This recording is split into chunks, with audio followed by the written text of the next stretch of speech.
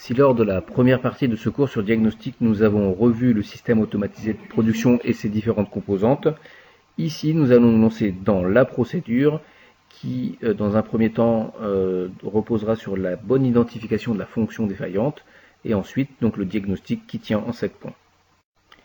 La première des missions dans un diagnostic de panne va être de bien identifier la fonction défaillante. Elle prendra la forme de, par exemple, la ventouse ne prend pas le flacon, le vérin ne descend pas, la prise ne se fait pas. À partir de là, nous allons repérer l'actionneur qui ne réalise donc pas l'action. Soit ici un moteur ou des vérins. Ayant identifié donc physiquement ces éléments, on doit se munir des schémas, donc soit électriques, soit pneumatiques, pour voir avec quel préactionneur, ici donc le moteur est associé avec quel contacteur, et là quel vérin est associé avec quel distributeur. On retourne sur la machine et on regarde si le préactionneur pilote l'action ou pas, c'est-à-dire est-ce que le contacteur, est-ce que le distributeur reçoivent l'ordre de l'automate, et on va pouvoir le visualiser directement sur ce préactionneur. Sur le contacteur, est-ce que le taquet est donc à 1, ou sur le distributeur, est-ce que la petite lumière qui se trouve en bas est allumée ou pas. Si justement, donc là, comme on voit, le contacteur est à 1, c'est-à-dire qu'il donne l'ordre à l'actionneur au moteur de tourner. Là, on ne le voit pas très bien, mais en bas du distributeur, la LED associée à la commande est donnée. Donc là, on a 3 types de défauts possibles. Peut-être un défaut d'énergie, tout simplement, l'installation n'est pas sous tension, n'est pas sous pression.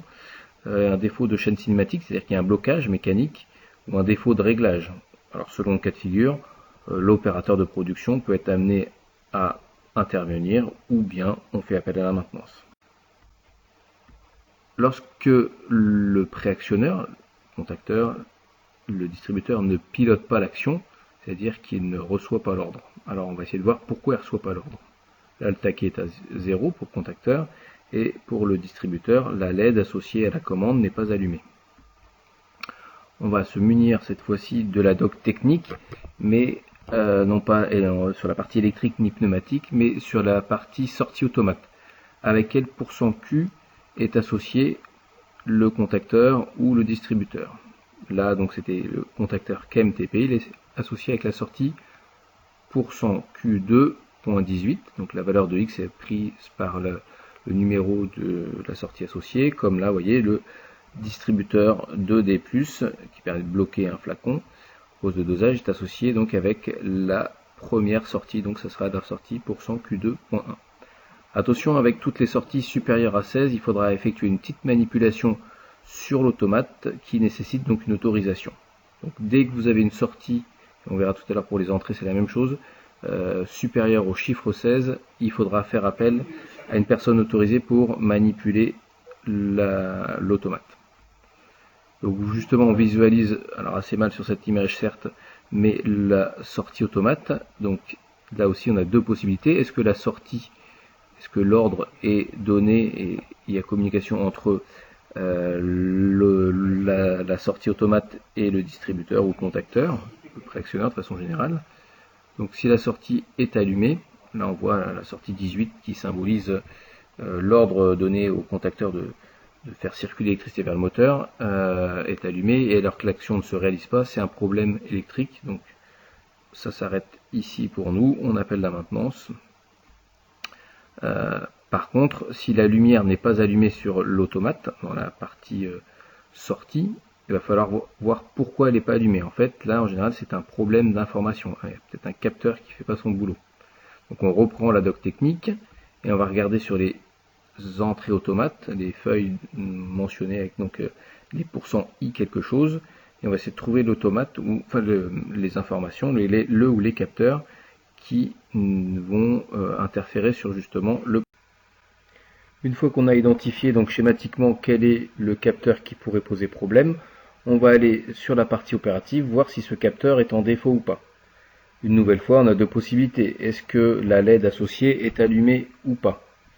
On va prendre le cas de figure où elle ne l'est pas, la LED est éteinte. Alors ça peut venir parfois de la LED en elle-même, mais si la LED n'est pas allumé, c'est que le capteur ne détecte pas et donc ne peut pas transmettre l'information à la partie commande. Donc première solution, ça va être de effectivement régler ce capteur, soit il a été mal positionné suite à un bourrage, ou de régler la sensibilité à partir du moment où on y est formé. Par contre, si la LED associée donc au capteur s'allume, mais qu'il n'y a toujours pas d'action, il va falloir voir si justement il y a bien communication entre le capteur et la partie commande de l'automate. Savoir ici dans ce cas de figure si SPPC est bien en lien avec le %i1.6 et voir sur l'automate si celui-ci s'allume. Donc si on localise sur l'automate, donc partie entrée, en général les entrées sont en haut dans les automates, dans le bloc de visualisation. Donc si la lumière 6 s'allume, c'est que c'est un problème électrique et là on appelle la maintenance, c'est-à-dire que on a bien donné l'information à la partie commande, le capteur capte bien, mais l'action ne se fait pas, c'est qu'il y a un problème électrique. Donc un petit peu la même chose, mais lorsque l'entrée est éteinte, donc voilà, là il n'y a pas de communication entre le capteur et la partie commande. De toute façon, ça va être un problème qui sera réglé par la maintenance. Là s'arrête notre intervention. Et malgré tout, en attendant la maintenance, peut-être qu'on a mal identifié la cause de la panne, et auquel cas on sera amené à redéfinir la fonction défaillante. Donc voilà, à partir de ce synoptique que vous pourrez utiliser, cela vous permettra de retrouver l'origine de votre panne.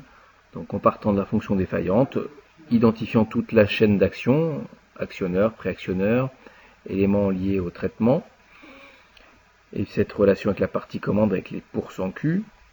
Puis sur la partie basse du schéma, on retrouve la chaîne d'information essentiellement composée des capteurs qui communiquent donc avec la partie commande.